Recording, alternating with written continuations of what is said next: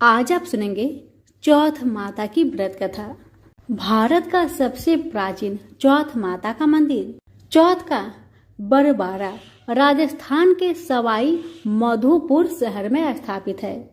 चौथ का बरबारा शहर में हर महीने की चतुर्थी पर लाखों भक्त माता जी के दर्शन करने के लिए आते हैं। चौथ माता हिंदू धर्म की प्रमुख देवी है। चौथ माता को पार्वती का रूप माना जाता है। कहते हैं कि जो भी भक्त इनकी कथा का श्रवण सच्चे मन से करता है उसकी सारी मनोरथ अवश्य पूरी होती है। तो आइए सुनते हैं चौथ माता की व्रत कथा। सभी मिलकर बोले चौथ माता की जय हो। एक सेठ सेठानी थे। उनका एक बेटा और बहू थे। बहू सबको भोजन करा के फिर स्वयं भोजन करती थी। एक पड़ोसन ऐसी भी थी जो रोज पूछती थी कि बहू तुमने आज क्या बनाया और क्या खाया। पड़ोसन की बातें सुन बहू कहती ठंडो बासी। एक दिन उसके पति ने ऐसा सुनकर विचार किया कि आज तो पकवान बनाए जाए, फिर देखते हैं कि मेरी पत्नी क्या कहती है। उसने तरह तरह के पकवान बनवाए और घर के सभी लोगों ने एक साथ बैठकर भोजन किया। आज भी पड़ोसन ने पूछा तो बहू ने कहा ठंडो बासी। सेठ के लड़के ने सोचा हो न हो कोई बात अवश्य है जिससे मेरी पत्नी ऐसा कहती है। उसने पत्नी से पूछा तुम रोज ठंडो बासी खाया ऐसा क्यों कहती हो, जबकि हम सब ने एक साथ बैठकर कई तरह के पकवान खाए। उसकी पत्नी बोली हम लोग जो खा रहे हैं वह बाप बूढ़ों की कमाई है। जिस दिन आप कमा कर लाओगे उस दिन मैं समझूंगी कि ताजा भोजन कर रही हूँ। अब एक दिन लड़के ने माँ से कहा माँ मैं एक बड़े शहर में कमाई करने जा रहा हूँ। माँ बोली बेटा अपने पास इतना धन है कि खाया नहीं खुटेगा। माँ के मना करने पर भी बेटे ने स्वयं कमाने का दृढ़ निश्चय कर लिया और जाते समय पत्नी से कहा मैं जब तक कमाकर बहुत सा धन लेकर ना आऊं तुम चूल्हे की आग मत बुझने देना। एक दिन चूल्हे की आग बुझ गई तो वह मन ही मन घबराने लगी कि कहीं मेरे पति पर संकट तो नहीं आन पड़ा। जल्दी से पड़ोस में जाकर आग लाकर चूल्हे में रख दूं, ऐसा विचार करके पड़ोस में गई। वहां पड़ोसन चौथ माता का व्रत पूजन कर रही थी। पड़ोसन ने कहा थोड़ी देर में आकर आग ले जाना। बहू ने पड़ोसन से पूछा आप यह व्रत क्यों करती है, इससे क्या मिलता है।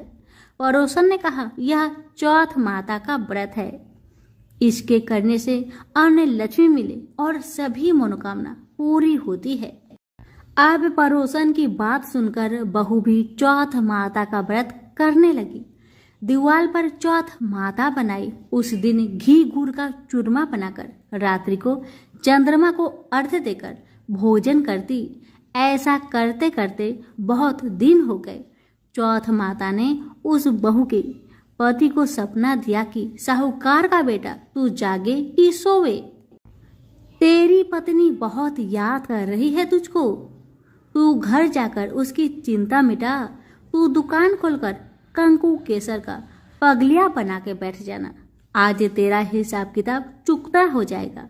अब तो चौथ माता ने जैसा कहा था वैसा ही हुआ। उसने घर जाने की तैयारी की और गाड़ी भर के धन दौलत लेकर चल दिया। रास्ते में एक बड़ा सा काला नाग फन फैलाए बैठ गया और कहने लगा आज तो मैं तुझे डसूंगा नहीं छोड़ूंगा। आज तेरी आयु पूरी हो गई है। सेठ के लड़के ने कहा आज चौथ माता ने मुझे सपना दिया तो मैं पत्नी से मिलने घर जा रहा हूँ। वहाँ मेरी पत्नी बहुत चिंता कर रही है। मैं उससे मिलकर जरूर आऊंगा, तब तुम मुझे डस लेना। नाग ने कहा तुम शपथ पूर्वक कहकर जाओ तो मैं तुम्हें जाने दूंगा, परंतु अगर तुम लौट कर नहीं आए तो मैं तुम्हारे घर जाकर तुम्हें डस लूंगा। इस प्रकार सर्प को वचन देकर वह अपने घर पहुंचा। वहां सभी से हंसी खुशी से मिला और भोजन करके उदास होकर बैठ गया। उसकी पत्नी ने उदासी का कारण पूछा तो पति ने काले नाग वाली सारी बात बता दी और कहा, यदि मैं उसके पास नहीं जाऊंगा तो वह घर आकर ही मुझे डस लेगा। पत्नी बहुत चतुर थी। उसने कहा कि आप घबराइए नहीं, लेट जाओ, मैं एक उपाय करती हूँ। पत्नी ने कमरे की 7 पीढ़ी धोई। पहली पीढ़ी पर रेत रखी, दूसरी पर इत्र, तीसरी पर गुलाल, चौथी पर फूल और कंकु केसर, पांचवी पर लड्डू पेड़ा, छठी पर गादी गलीचा और 7वीं पीढ़ी पर दूध का कटोरा भर कर रख दिया। इस प्रकार वह 7वीं पीढ़ी सजाकर बैठ गई। जैसे ही आधी रात हुआ, नाग आकर पीढ़ी चढ़ने लगा। पहली पीढ़ी पर रेत में लौट गया और कहने लगा कि सेठ की बहू ने आराम तो बहुत दिया, पर बचनों से बंध कर आया हूँ, सो डसूंगा तो जरूर। इसी प्रकार 7 पीढ़ियों पर नाग आराम करता हुआ और कहता हुआ कि डसूंगा जरूर कमरे में ही जाने वाला था कि चौथ माता ने विचार किया कि मैं अगर इसे नहीं बचाऊंगी तो संसार में धर्म कर्म और व्रत पूजन को कौन मानेगा। अब तो गणेश जी, चंद्रमा जी और चौथ माता ने उसे बचाने का विचार किया। चंद्रमा जी ने उजाला किया, चौथ माता ढाल बनी और गणेश जी ने तलवार लेकर नाग को मार दिया और ढाक से ढक दिया। अब बहू भी थकी हारी सो गई। जब सुबह हुई तो लोग बेटे से मिलने आए, परंतु बेटा बहू तो उठे ही नहीं थे। बहुत देर हो गई तो माँ उन्हें उठाने गई।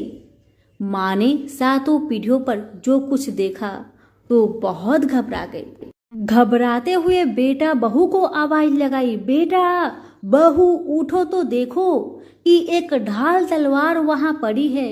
अब ढाल उठाई तो वही काला नाग मरा हुआ पड़ा है। बेटा बहू ने सोचा कि आज तो धर्म कर्म ही आड़े आई, जो भगवान गणेश जी और चौथ माता ने अपनी रक्षा की है। हे चौथ माता, जैसे आपने सेठ के बेटे बहू की रक्षा की, वैसी सबकी करना। सभी प्रेम से बोले, चौथ माता की जय हो, गणेश महाराज की जय हो। किसी गांव में एक विधवा माता और उसका एक पुत्र रहता था। वह गायों को चराकर अपना पालन पोषण करता था। उसकी माता 12 मासी चौथ माता का व्रत करती थी। वह हर महीने की विनायक चौथ को चूरमे के 5 लड्डू बनाती। उनमें से एक चौथ माता का, एक गणेश जी का, एक गाय माता का निकालकर दान करती, एक बेटे को खिलाती और एक स्वयं खाती। जब जेठ महीने की चौथ थी, बेटा पड़ोसन के घर गया। वहां चूरमा देखकर पूछने लगा कि दीदी आप क्या कर रही हो। अब वह बोली, आज चौथ की व्रत है, इसलिए मैंने चूरमा बनाया है। मगर तेरी माँ तो हर चौथ को ही बहुत सारे लड्डू बनाती है, पर तुझे केवल एक ही लड्डू खाने को देती है। ठंडी बासी रोटी की खाने को देती है। लड़का पड़ोसन की बातों के बहकावे में आ गया और अपनी माता से बोला, माँ तू चूरमा खाती है और मुझे सिर्फ एक लड्डू देती है, इसलिए तू अब चौथ माता का व्रत करना छोड़ दे। माँ ने कहा, बेटा ये तो चौथ माता का व्रत है, तेरे ही सुख शांति के लिए करती हूँ मैं यह व्रत नहीं छोड़ सकती हूँ। यह सुनकर बेटा नाराज होकर विदेश जाने लगा। माँ बोली, बेटा यदि तू मेरे से नाराज होकर विदेश जाना चाहता है तो ये माताजी की आंखें अपने साथ ले जा। यदि तेरे पर कोई संकट आए तो चौथ माता और विनायक जी का नाम लेकर इन्हें डाल देना, तेरा संकट दूर हो जाएगा। लड़का आंखों को लेकर विदेश चला गया। रास्ते में उसे एक खून से भरी हुई नदी मिली, जिसे पार करना संभव नहीं था। लेकिन उस संकट की घड़ी में उसे अपने माँ की बात याद आई और उसने एक आंख चौथ माता का नाम लेकर उस नदी में डाल दिया और कहा, हे चौथ माता, यदि आप सच्ची है और मेरी माँ मेरे लिए ही आपका व्रत सदा करती है तो यह नदी दूध और पानी से भर जाए और मुझे रास्ता मिल जाए। उसके ऐसे कहते रास्ता मिल गया। आगे चलने पर भयंकर जंगल से भी उसे इसी प्रकार आके पूर कर गुजरना पड़ा। आगे चलकर एक नगर में पहुंचा। उस नगर के राजा के यहाँ रोज एक मिट्टी के बर्तन का आवा पकता था।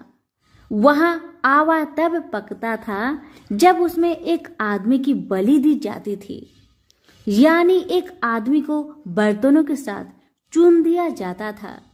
उस लड़के ने वहां जाकर देखा, एक बुढ़िया माई आटा पीसते जा रही थी और रोती जा रही थी। उस लड़के ने इसका कारण पूछा तो बुढ़िया माई बोली कि बेटा, आज मेरे एक लौते बेटे का इस आवा में जाने का नंबर है। तब वह लड़का बोला, हे बुढ़िया माई, तू मुझे जल्दी से खाना खिला दे, तेरे पुत्र की जगह में मैं जाऊंगा। बुढ़िया माई के मना करने पर भी वह नहीं माना और राजा का बुलावा आने पर अपना सामान बुढ़िया माई के घर छोड़कर वह चला गया। रात में चौथ माता के आंखें वह एक लोटा जल उस आवा में अपने साथ रख लिया और चौथ माता का नाम लेकर बैठ गया। दूसरे दिन आवा पककर तैयार हो गया। लोगों को बहुत आश्चर्य हुआ। प्रजा ने जाकर राजा से यह बात कही। तब राजा स्वयं देखने आए। आवा से बर्तन निकाले जाने लगे तो अंदर से आवाज आई, धीरे धीरे बर्तन उतारो, अंदर मैं हूँ।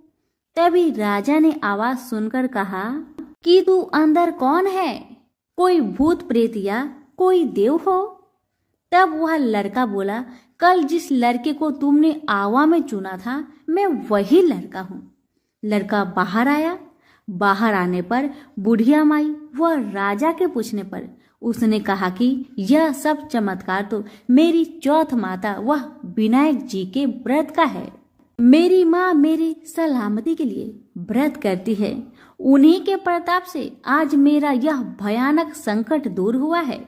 राजा को विश्वास नहीं हुआ। तब राजा ने 2 घोड़े मंगवाए। एक पर स्वयं बैठा और दूसरे पर लड़के को बैठाकर उसके हाथ पैरों में जंजीर बांधी और कहा, यदि तेरी चौथ माता सच्ची है तो यह जंजीर मेरे हाथ पैरों में आ जाए। लड़के ने चौथ माता का आंख पुकार कर कहा, गणेश जी महाराज, आप ही मेरी रक्षा करना। इतना कहते ही भगवान की कृपा से वह जंजीर खुलकर राजा के हाथ में जा गिरी। राजा, रानी व प्रजा ने चौथ माता का चमत्कार अपनी आंखों से देखा। उसी दिन से वे सभी चौथ माता व विनायक जी के परम भक्त हो गए।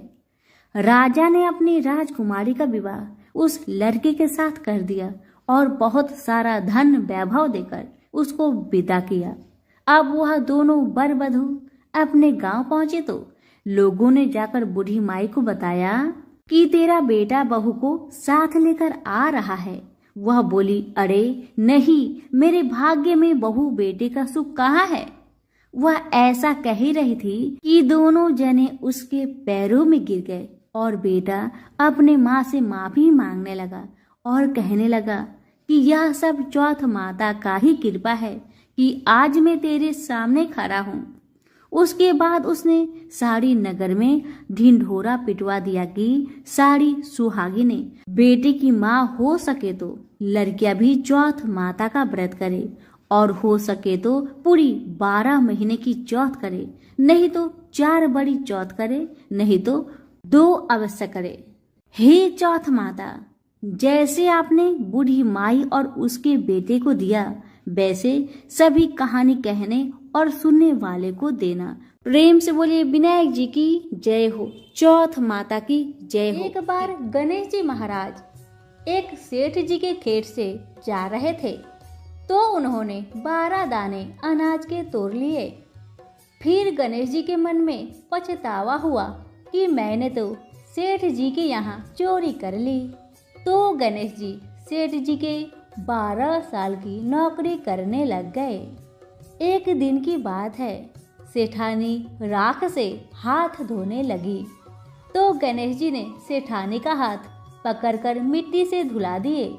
अब तो सेठानी सेठ से बोली कि आपने ऐसा कैसा नौकर रखा है जो नौकर ने मेरा हाथ को पकड़ लिया।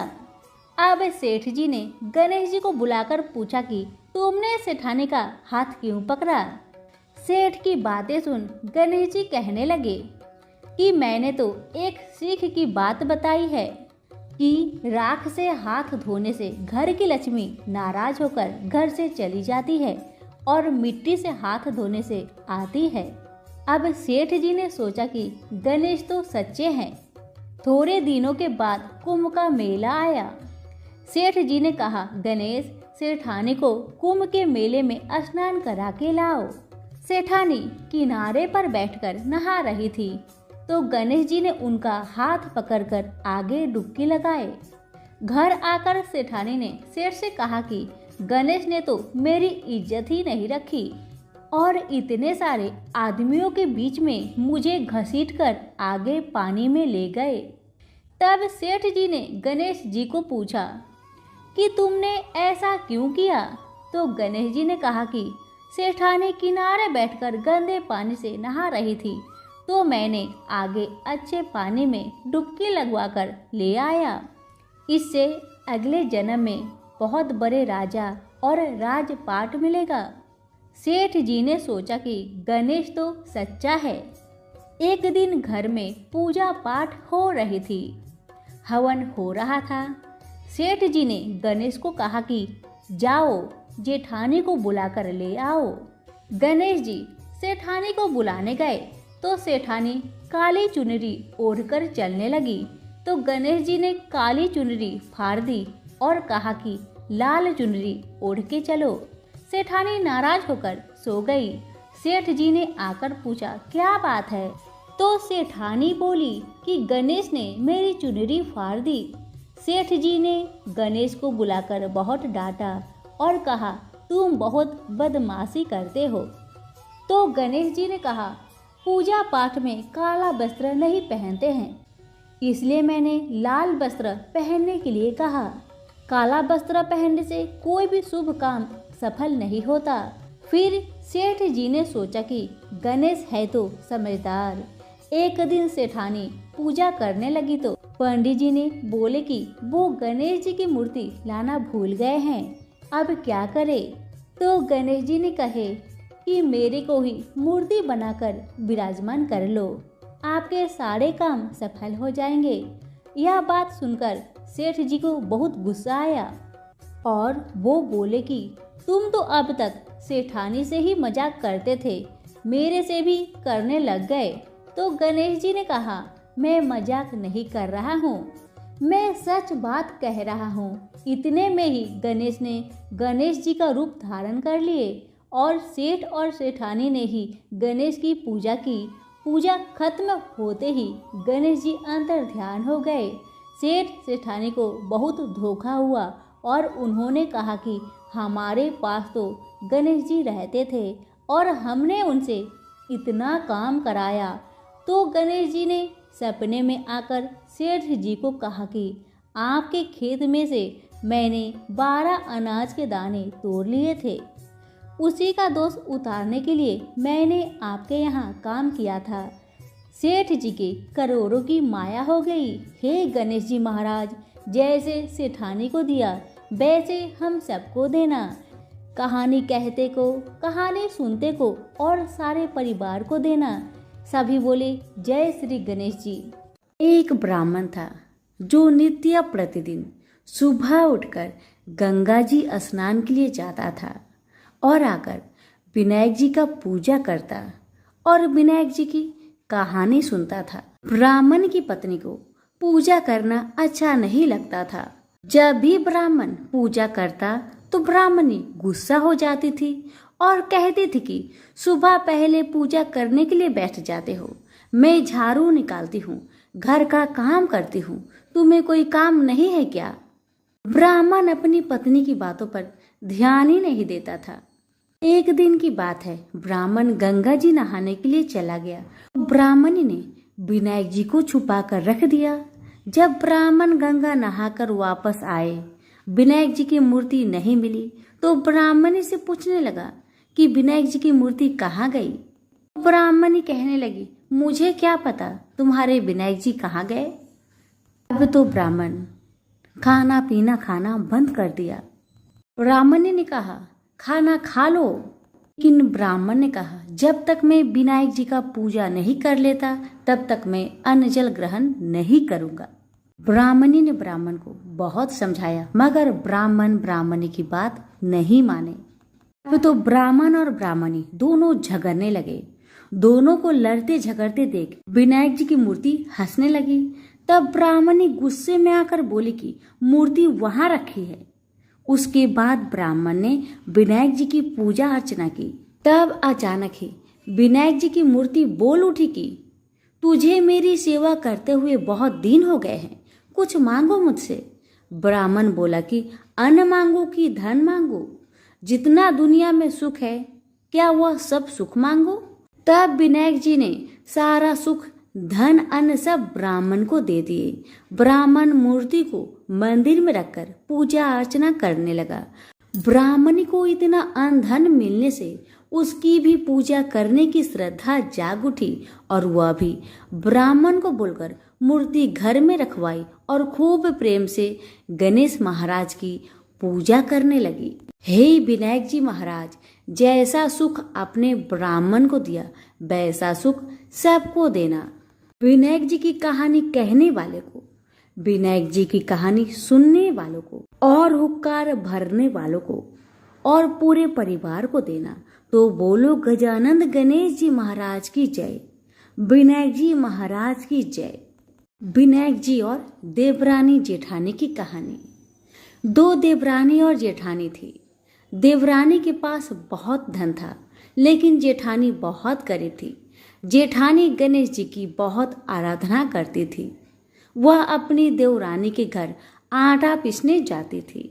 जिस कपड़े से वह आटा छानती उसी कपड़े को वह अपने घर को लाकर पानी में घोलकर अपने पति को पिला देती थी। एक दिन देवरानी के लड़के ने देख लिया और अपनी माँ से बोला कि माँ, ताई यहाँ से आटा का कपड़ा ले जाकर ताऊ जी को घोलकर पिला देती है। देवरानी की बात सुनकर बहुत गुस्सा हुई जेठानी और गुस्से में बोली कि मेरे घर से आटा छानने के बाद कपड़ा यहीं पर रखकर हाथ धोकर जाए। वह ऐसा ही करने लगी। लेकिन जब वह घर जाती तो उसका पति बोलता कि मुझे आटा घोलकर दे, मुझे बहुत भूख लग रही है। जेठानी ने बोला कि आज उसने आटा छानने का कपड़ा रख लिया। तब उसका पति गुस्से में आकर उसको मारने लगा। उस रात वह गणेश जी करते हुए सो गई। गणेश जी आए और उन्होंने पूछा, क्यों सो रही है? वह बोली कि मेरी देवरानी के आटा छानने को कपड़े लाकर मेरे पति को घोलकर पिला दी थी। आज उसने कपड़ा रख लिया, इसलिए आज मैं अपने पति को आटे के घोर पिला नहीं सकी, इसलिए मेरे पति ने मुझे मारा। गणेश जी ने कहा कि मैं घर घर से तिलकुट्टा खाकर आया हूँ, इसलिए मुझे शौच जाना है। कहाँ पर जाऊँ बताओ? उसने कहा कि महाराज, बहुत जगह पड़ी है, कहीं पर भी चले जाओ। गणेश जी शौच करके वहां से चले गए।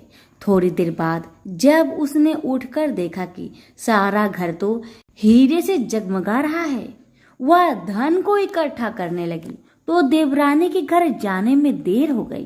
देवरानी ने लड़के को भेजा कि देख कर आओ, आज ताई क्यों नहीं आई। लड़के ने आकर देखा कि ताई के घर में तो बहुत सारा धन हो रहा है। उसने जल्दी जाकर अपनी माँ को बताया। देवरानी दौड़ी दौड़ी आई और पूछा कि तेरे यहाँ इतना धन कहाँ से आया। तब जेठानी ने सारी बात बता दी। इतनी बात सुनकर देवरानी घर पर आई और अपने पति से बोली कि मुझे भी लकड़ी से मारो। जेठानी के पति ने उसे लकड़ी से मारा था, उसके घर बहुत धन हो गया। उसका पति बोला कि तू धन की भूखी क्यों मार खाती है, लेकिन वह नहीं मानी। उसके पति ने उसे खूब मारा। वह सारा मकान खाली करके गणेश जी का नाम लेकर सो गई। गणेश जी आए और बोले कि घर घर से तिलकुट्टा खाकर आया हूँ, इसलिए मुझे शौच जाना है। मैं कहाँ पर जाऊं? तब वह बोली कि महाराज, मेरे तो बहुत बड़ा मकान है, कहीं पर भी चले जाओ। गणेश जी शौच करके ही वहां से अंतर ध्यान हो गए। थोड़ी देर बाद उठकर देखी तो उसने देखा कि घर में बहुत सारा कूड़ा कचरा रखा हुआ है। यह देखकर वह बोले कि महाराज, आपने तो मेरे साथ छल किया है। जेठानी को इतना सारा धन दे दिया और मुझे कूड़ा करकट दे दिया। तब गणेश जी वहां आए और बोले कि तू धन की भूखी मार खाई, वह धर्म की भूखी। देवरानी बोली कि महाराज, ये सब कूड़ा कचरा समेटो, मुझे तो धन नहीं चाहिए। तब गणेश जी ने कहा कि तेरे पास जितना धन है उसमें से आधा जेठानी को दे दे, तब यह कूड़ा कचरा समेट लूंगा। देवरानी ने जब अपने धन में से आधा धन जेठानी को दिया, तब गणेश जी ने अपनी सारी माया समेटी। हे गजानन गणेश जी महाराज, देवरानी को दिया वैसा किसी को मत देना, जेठानी को दिया वैसा सबको देना। विनायक जी की कहानी कहने वालों को, विनायक जी की कहानी सुनने वाले को, हुक्कार देने वाले को और पूरे परिवार को देना।